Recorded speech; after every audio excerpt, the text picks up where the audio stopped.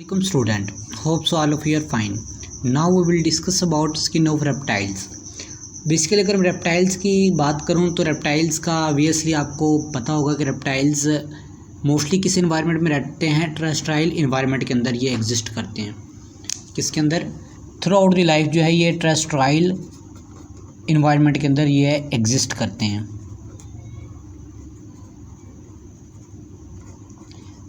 ठीक है, तो बेसिकली अगर हम इसकी स्किन की बात करें तो इसकी भी स्किन जो है वो एपिडर्मिस और डर्मिस से मिलकर बनी होती है। और यहाँ पर हम सिर्फ एपिडर्मिस की लेयर के बारे में बात करेंगे, थोड़ा सा उसके फंक्शंस के बारे में बात करेंगे कि इनकी जो एपिडर्मिस की लेयर है वो क्या क्या फंक्शन जो है वो रेप्टाइल्स की प्ले करती है। कौन सी लेयर? Epidermis layer.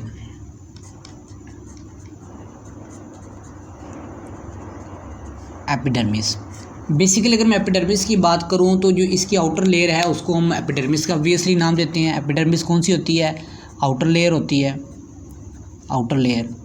और इसका जो दूसरा नाम है एपिडर्मिस का उसको हम कहते हैं स्ट्रेटम कॉर्नियम। क्या नाम देते हैं? स्ट्रेटम कॉर्नियम का नाम देते हैं। एपिडर्मिस को दूसरा हम किस चीज़ का नाम देते हैं? स्ट्रेटम कॉर्नियम का नाम देते हैं। और ये इसकी जो एपिडर्मिस होती है रेप्टाइल्स की वो थिक होती है। इसकी कब देख लीजिए कैरेक्टरिस्टिक, थिक होती है। लेक्स ग्लैंड यानी कि इनके अंदर जो ग्लैंड्स हैं वो नहीं मौजूद होते हैं, ग्लैंड्स के अंदर कमी होती है।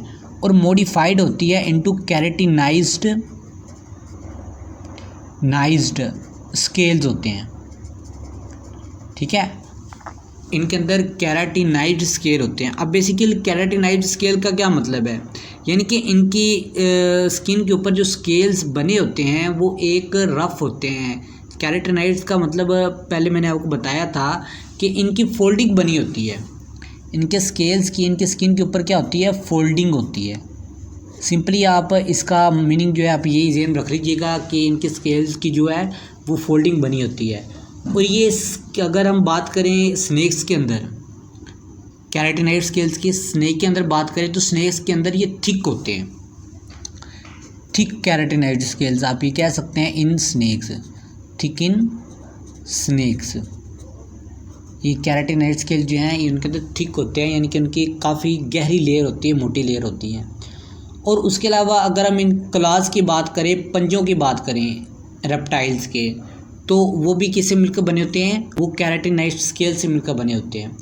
उसके अलावा अगर हम प्लेक्स की बात करें, क्लास यानी कि पंजे, मैं उर्दू में लिख देता हूँ ताकि आपको इजीली समझ आ जाएगी।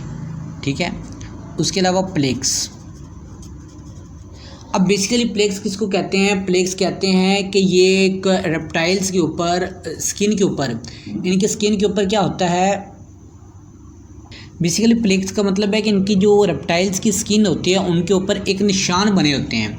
अगर आप ये इमेज के अंदर देखें कि ये जिस तरीके से लिजर्ड्स के ऊपर ये निशान बने होते हैं, इसी तरीके से दूसरे जो रेप्टाइल्स होते हैं उनकी स्किन के ऊपर भी इस तरीके से निशान बने होते हैं। उनको प्लेक्स का नाम देते हैं।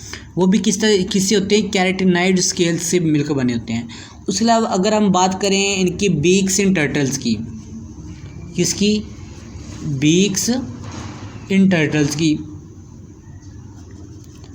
बीक्स इन टर्टल्स का मतलब है कि जिस तरीके से ये बर्ड्स की बीक्स बनी होती है, चूंच बीक्स होती है, चूंच होती है जिस तरीके से बर्ड्स की, इसी तरीके से टर्टल्स के अंदर भी ये बीक्स होती है, जो किसके अंदर? इनके बाइटिंग के अंदर और डाइजेशन के अंदर बहुत ही अहम रोल प्ले करती है इनकी जो बीक्स होती है टर्टल्स के अंदर। उसके अलावा अगर हम रैटल्स ऑन स्नेक्स की बात करें,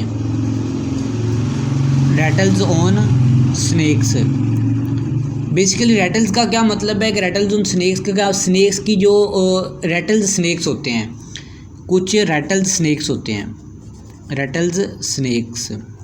ये रैटल स्नेक्स जो होते हैं इनकी पूंछ के ऊपर, इनकी टेल के ऊपर रैटल्स होते हैं।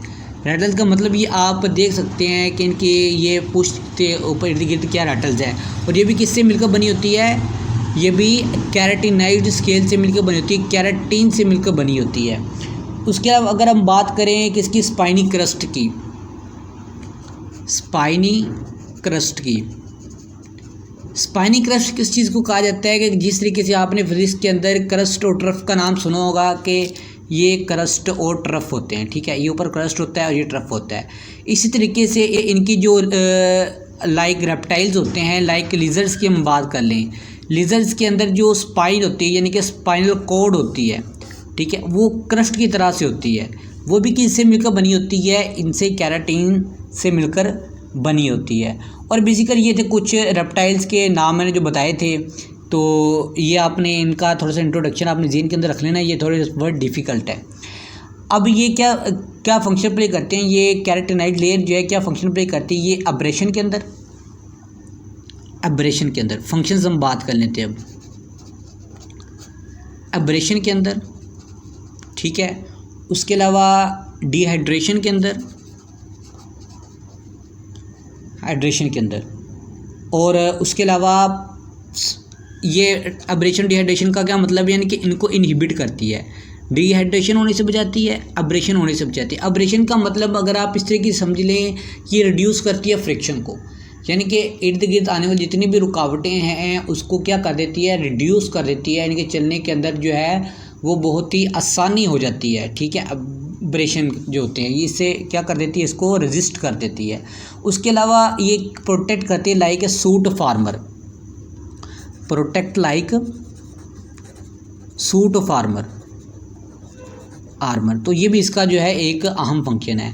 अब बेसिकली रेप्टाइल्स की स्किन के अंदर एक खासियत होती है, एडवांटेज होता है इनकी स्किन के अंदर। वो क्या खूबी होती है इनके स्किन के अंदर, ये क्या करते हैं, मोल्टिंग का प्रोसेस करते हैं। क्या नाम बताया मैंने, मोल्टिंग।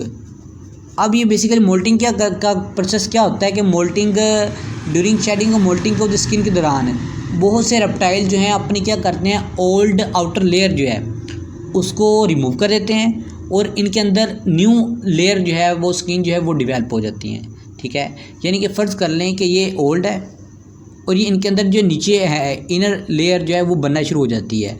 तो जैसे ही इनर लेयर जो है स्किन की जो लेयर है एपिडर्मिस जो है वो कंप्लीट हो जाती है, ऊपर वाली जो है वो शेड हो जाती है, वो फट जाती है, वो जिस्म से सेपरेट हो जाती है, इनकी बॉडी से सेपरेट हो जाती है। तो बेसिकली ये था स्किन ऑफ रेप्टाइल्स और इनका था कुछ थोड़ा सा इंट्रोडक्शन जो आज हमने डिस्कस किया। Okay, thank you.